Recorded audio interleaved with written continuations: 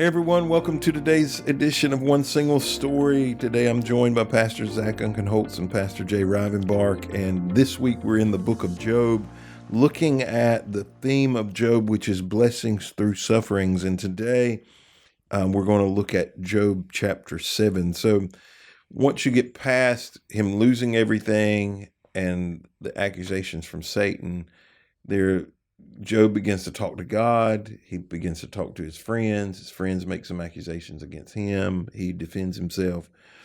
But chapter 7, it says, this is Job.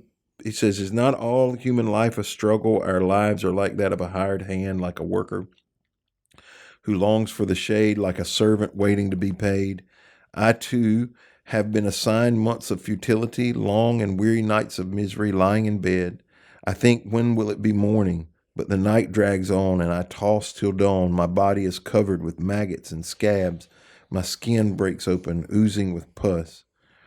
My days fly faster than a weaver's shuttle. They end without hope. O God, remember that my life is but a breath, and I will never again feel happiness." And we could just go on. This is just so the thing I want to talk about today, kind of to kick us off, is this. So he talks. There's this. His view is this is anguish. I'm in anguish and pain. You're going to hear some rebuttal from his friends later that hear it as complaining or boasting. So what is the difference between anguish and pain, complaining and boasting? And how is it so perceived so differently depending on who it is that's listening? I think that in terms of like anguish and pain, that those are the things like you're going through it, and when I think of pain, that's what I think of is the physical pain, like the maggots on his skin, and things like that. That sounds awful.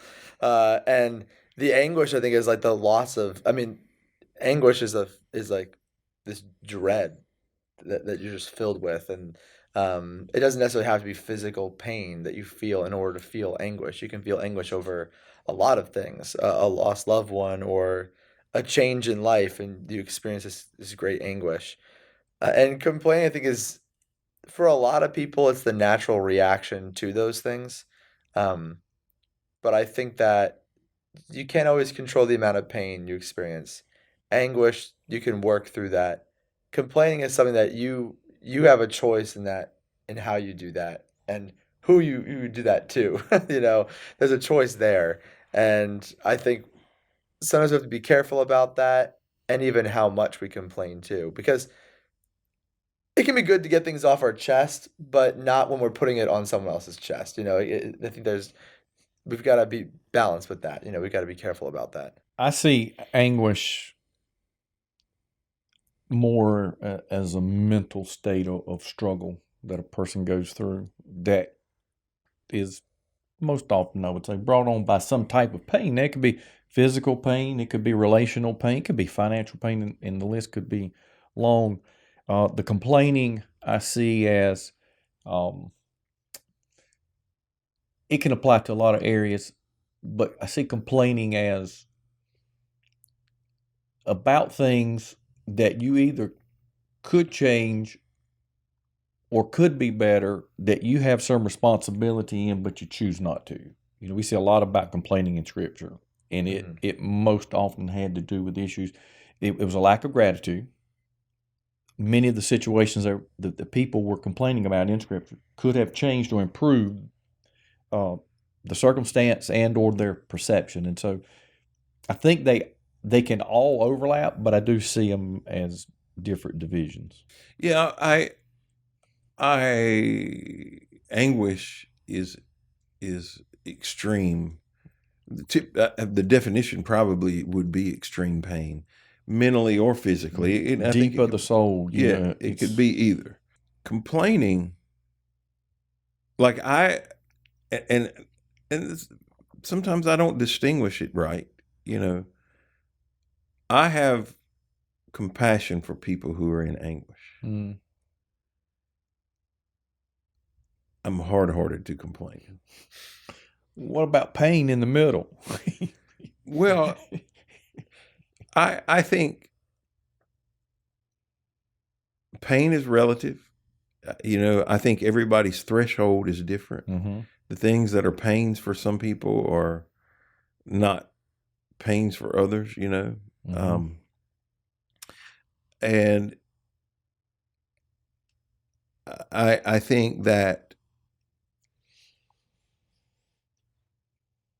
trying to sometimes people talk about venting. I need to vent. I just need to get it off my chest. Um, I'm a much more of an internal thinker, processor, and so there are people who are external thinkers or processors. So what is whining to me, Mm-hmm. I'm thinking, well, you should have already worked through this. Like you should have already thought through this. You shouldn't be just constantly whining about stuff. But sometimes I think it is people's processing mechanism. They do it out loud, Mm-hmm. And they say it over and over and over and over again. And the frustrating times is you talked about when they could do something about it. And the majority of the time in the Old Testament, when the complaint, I think, in my opinion, that was the great sin of the Israelites, was the complaining and the murmuring. That's what wore God out. Mm-hmm. It wasn't the idolatry. It was, and I think some of it had to do, in my opinion, it had to do with, if you wanted different, it could be different. If you want to do this, then live with the consequences. Yeah. But shut up about it. Don't Mhm. expect to have your cake and eat it too, Yeah. kind of thing. And I think we have to be able to distinguish. And there are people who would say, "Well, I'm always in anguish because it's always somebody else's fault. I can't do anything about it." And my response to them would be, get different friends. Mm. Like if the people if you are always in anguish because everybody around you is creating havoc, You need to change get your new circle. friends, Yeah. right? Yeah, just move to a different place. And so that's when that still falls in the level of complaining to me. And I don't know. So do you think there are healthy times to complain, express yourself? Is complaining ever healthy? And how do you, is complaining ever healthy? I'm not a typically, I don't see myself as a complainer because I don't want to be a burden on other people. Even when I'm experiencing pain, or even anguish, I try to tell other people because I don't want to bring them down. I don't want to upset other people.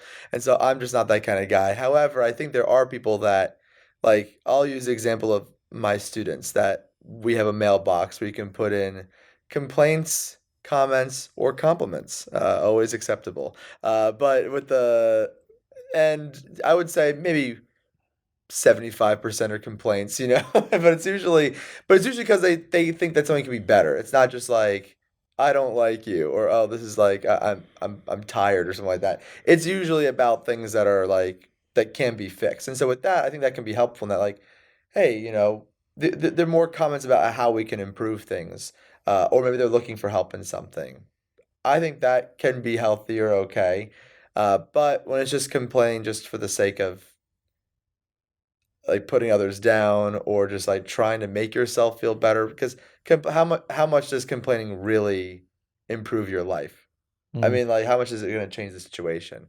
And so is there something else that you could do that would make the situation better? And if so, do that. Maybe it happened. I've never heard of anybody that complained their way to mental health.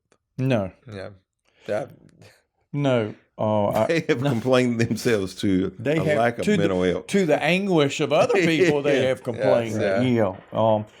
As it relates to pain and anguish, I think there are times when expressing those things can be extremely beneficial to the person going through that. It can be, it's like a pressure release sometimes, and they share that burden. Other people can encourage them, surround them, and I think it can be healthy. The complaining, I don't know that. My thought processes are, whatever you're concerned about that you want or do complain about, if you're addressing it to the right source, then I don't see it as complaining as much as it is seeking information or constructive criticism, because there's always, I think, a thread of truth in there somewhere where things can be proved. I think complaining arises when the expression of that is outside of the person that you're complaining about, or either the issue that person doesn't have any ability to change or improve that. Then I think it crosses over to complaining. Yeah. So, well, Dave Ramsey says it's gossip. Mm-hmm. If it's not that, if you complain to somebody who doesn't have the ability to fix the problem, it is no longer complaining; it's gossip. Yeah. And so, like he in his organization, and they get one warning. If you talk about a situation laterally to somebody who doesn't have the ability to fix it, and you don't talk up to the people who can fix it, you get one warning. After that, you're fired. Like it's zero tolerance. Yeah. Because, so I think sometimes there are lots of people who are critical thinkers. They are looking for ways to improve things, and will constantly bring you possibilities, ways that you can change. The times that I take it the best is when somebody says, I think this would be a good idea, and I'm willing to do X, Like if somebody said 2 years ago, I think a better presentation for our messages would be an LED wall. Why don't you find the money to do it? Like that's that could be a complaint. But if they said, I'm willing to contribute half the, that's a different story. Sure. They're wanting a solution, and often complainers, for me, I identify, is the only thing they're concerned about is how it affects them. Yeah. Not is this making it better. It's not how does this relate to anybody or anything else. Does it make the programming better? Do we reach more people? Is this more helpful? Is this more fluid? Is this more easy? Or does this make my life easier? I don't really care how it affects anybody else. Does it make my life easier? And I think that is a challenge for complaining I think one of the ways we could tone our complaining down is to ask ourselves, will this be better for everybody and not just for me? Yeah. Or am I really just concerned about me? I think it's a great measure there. Yeah. Any other conversation, thoughts about complaining or anguish? Well, then I'm just tired of doing this. No, I'm just kidding. It's creating mental anguish. Well, thank you for joining us today on One Single Story. I hope you'll be back tomorrow as we continue to talk about the book of Job.